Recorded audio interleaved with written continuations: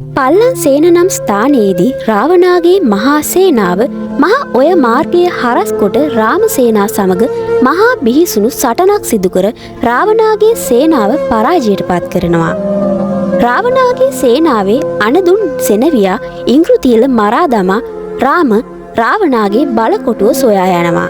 මෙසේ මරා දැමුණු ඉංග්‍රුතිල සෙනවියාගේ මලසිරුර රාවණයන්ගේ යක්ෂ ගෝත්‍රිකයන් මේ මහා යක් කටුව නැත්තම් යක් හකුව නම් විශාල දැඩි පර්වතයේ යම් ගුප්ත ස්ථානයක තැන්පත් කර ඇති බව පුරාවෘත්තයක කොටසක්.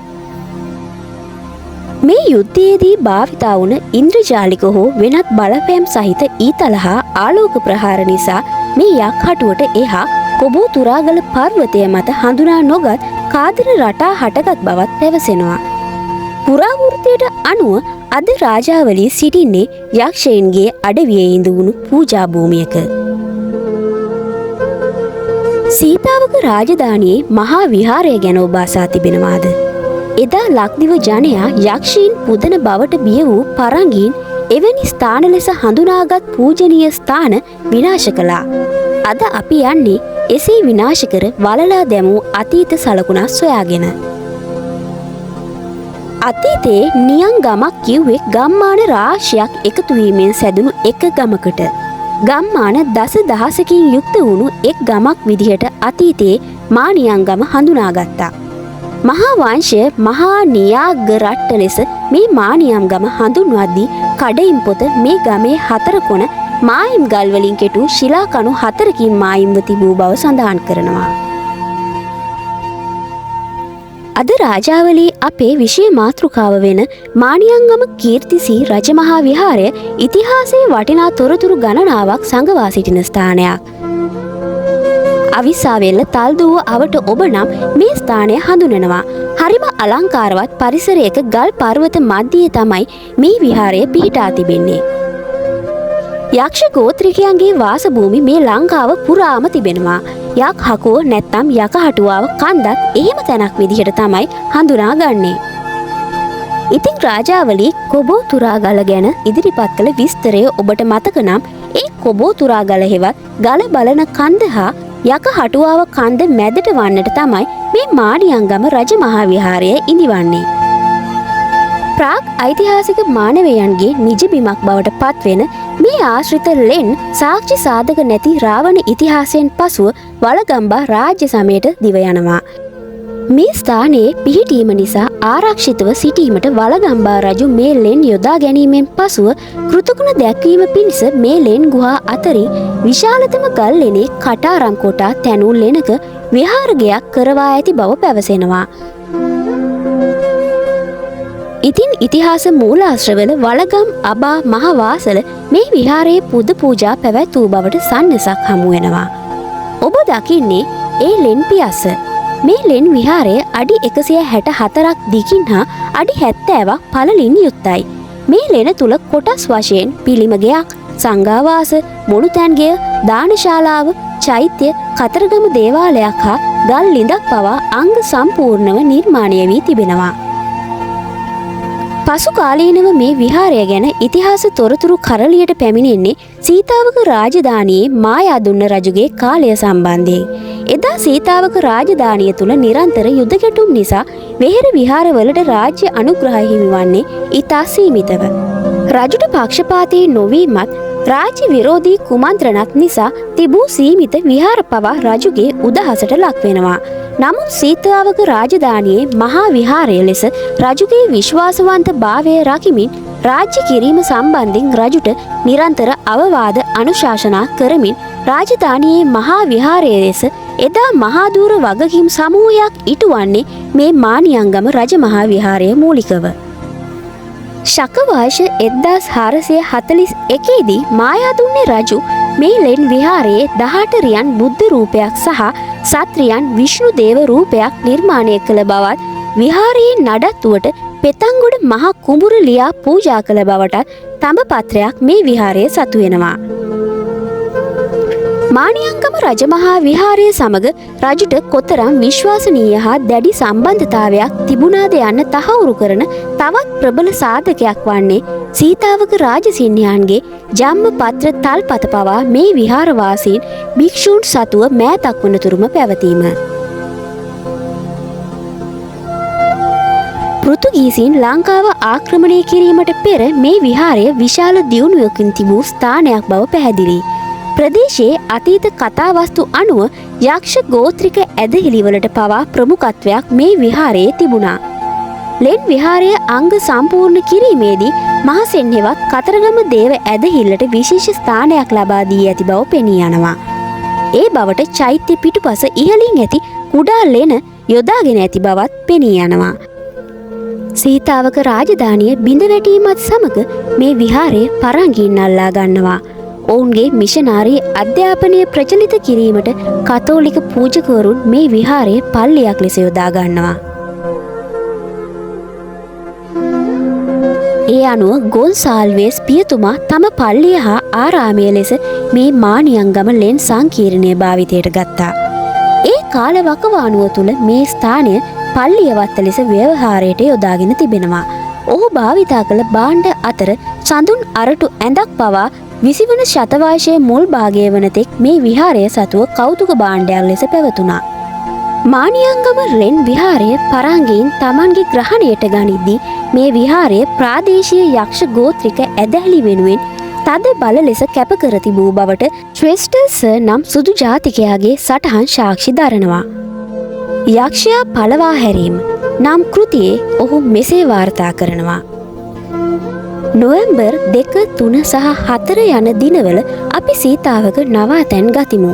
දෙවන දින අපි ඒ ස්ථානයට වැඩි ඈතකින් වූ මිෂ්ඨයා දෘෂ්ටික සිද්ධාස්ථාන දෙකක් විනාශ කළෙමු. ඒවා ඉදිකොට තිබුණේ උස්ව නැගෙන භූමියකය.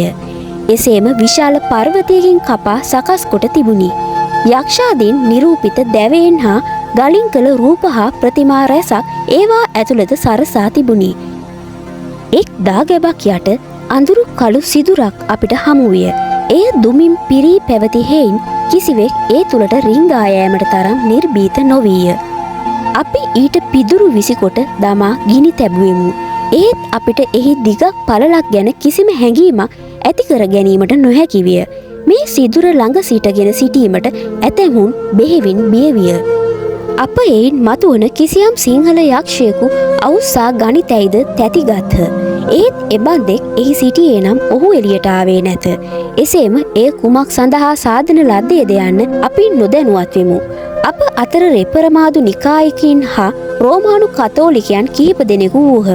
ඔවුන්ගෙන් ප්‍රථමයා මේ සිදුර හෙවත් පොළොව විවරය පැවති සිද්ධාස්ථානයේදී ආධ්‍යාත්මික ගීතිකා කීපයක් ගායනා කරන්නට පටන් ගත්තේය. රෝමානු කතෝලිකයෝ අනෙකාට එක් වූහ.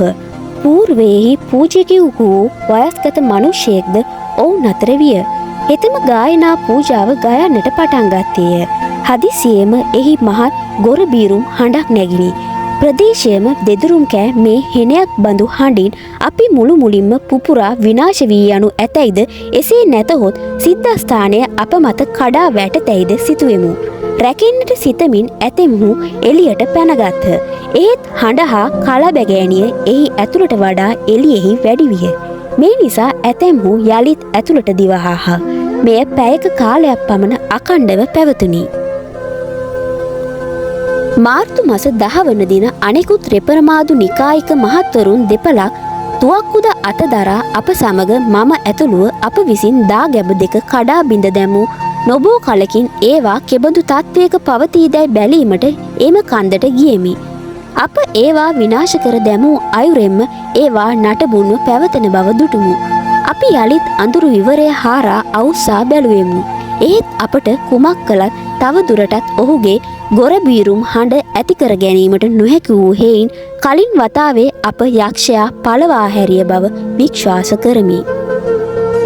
අද ඔබ දකින මේ ලෙන් විහාරයේ බුද්ධ ප්‍රතිමා පිටුපස වූ උමගක් තුලින් පෙරකී ගෘහා ගර්භයට ප්‍රවිෂ්ඨ වීමට මාර්ගය වූ බව පිළිගන්නවා. සීතාවක යුගයේ අගභාගයේ අඳුරුතුම කාල පරිච්ඡේදය ගත කළ මානියංගම මහා විහාරය නැවත කලඑළිවන්නේ මහනුවර යුගයේදී. එහි පැවති පල්ලිය කඩා නැවතත් විහාරයට පවරන ශ්‍රී වීර පරාක්‍රම නරේන්ද්‍ර සිංහ රජු විසින් මේ විහාරය අලුත් වැඩියා කරමින් වර්ණ ආලේප කළ බව ඉතිහාස මූලාශ්‍රවල දැක්වෙනවා. විහාරයේ පැවැත්මට කෙත්වතු පවා රජු විසින් පූජා කරනවා.